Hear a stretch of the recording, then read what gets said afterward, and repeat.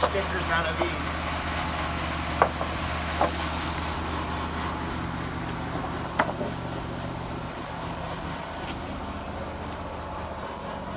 Here's this pile so far.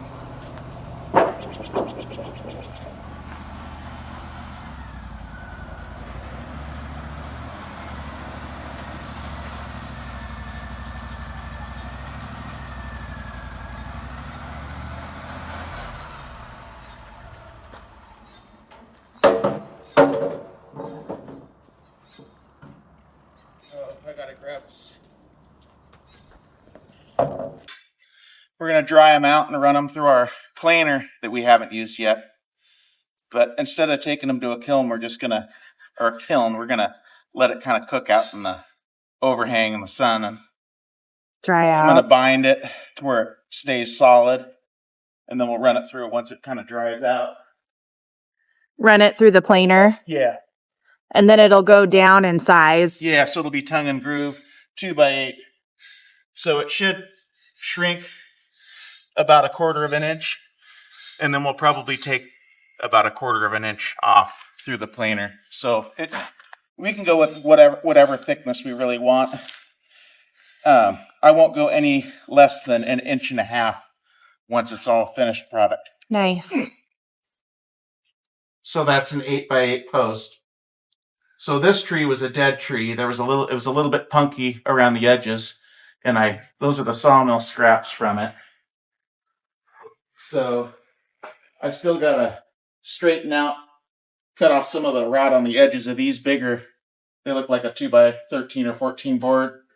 I'm gonna get those down to 2x8, and then you can see I got that as my heart log. So that's the center of the tree. That's what we want our post out of there. So That's beautiful. Nice and straight. Yeah. So where will these posts go, do you know? So we'll probably start out with these ones in the basement Okay. of the house. As I'm doing this, I'm cutting stickers, We're going to need a lot of them because once I bind it with this twine here, this is what's really good because it locks it tight. We don't want it to just sit in the sun. We're probably going to put it in the overhang, and just the air that blows through here is going to dry that stuff out. Yeah. So if anything, you got to be careful that you don't dry it out too fast. So a kiln would be nice for the winter, but now that we're heading into spring, I think we're going to be just fine and dandy. So we've got quite a few log piles going. Simon's been bringing logs home from jobs. He's going to take that 8x8 post off the mill with the forklift.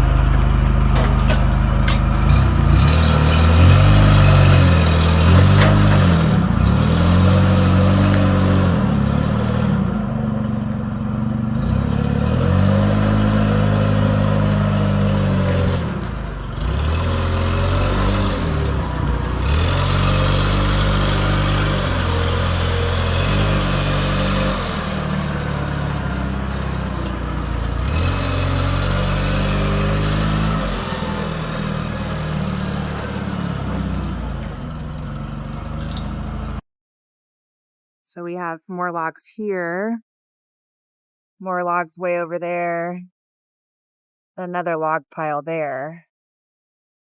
So hopefully that will give us a good start on what we're going to need for the beams and posts. We should be saving a lot of money by milling up some of the lumber ourselves. We're not going to mill up any of the framing material because you can buy that so cheap it just doesn't really make any sense. The savings is going to come in the beams and posts, which are the more expensive material. So this is the fun part. We're finally getting going on the milling. And it's not pouring down rain, which is even better.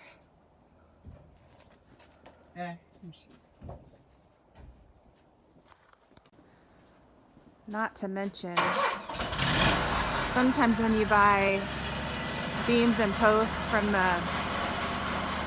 Hard, for instance, it's not the best quality all the time, and you have to pay a lot for the quality that we're getting from this wood. It's just a better product, better material. Yeah.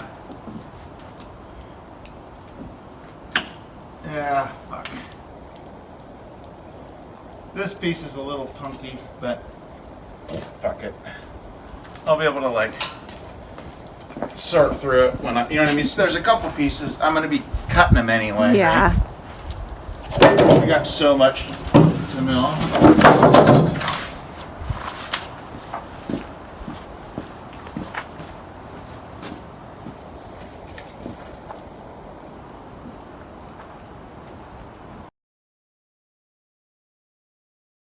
You'd rather be milling than climbing trees. Yes.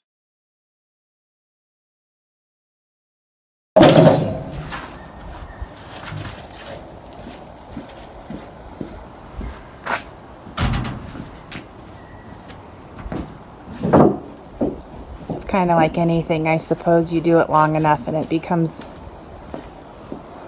So boring. it's definitely like a patience thing. The milling. Yes. That's the one thing, like, if you get in a hurry, you'll just mess up. Yeah. Are you gonna put another log on the mill? We gotta go to dinner at your mom's in like an hour. Yeah. Let me put this one on. Okay.